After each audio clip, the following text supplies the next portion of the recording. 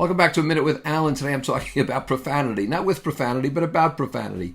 Somebody asked me what I thought about it. Well, I think it has its place, actually, when you hit your thumb with a hammer or when something inexplicable happens suddenly.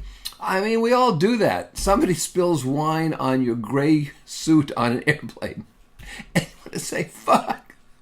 Except probably the flight attendant has already said it. I mean, come on, there's time for that. But what's happened is it has substituted now for adjectives. And the adjectives are profane. And people do this because they think that they're being dramatic, because they think they're making a better point, but basically because they are articulately lazy.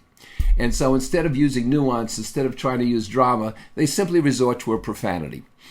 In the gym I go to, where we have private trainers, it's mostly rap music being played, and a lot of it has all kinds of profanity in the world.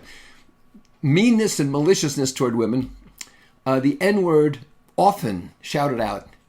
And I don't think it's outstanding music or art or anything else, but that's what they do, that despite the fact that over half the place is female and that there are black instructors there.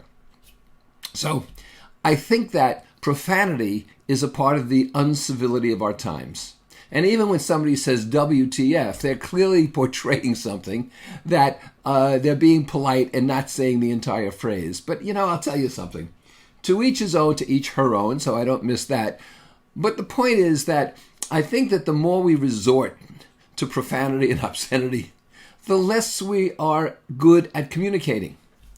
And consequently, the less good we are at influencing other people. And when you put an obscenity on the cover of a book to try to sell it, it just says to me you're too lazy to think of a title. Imagine if it were effing $1 Million Consulting. Would that have done better?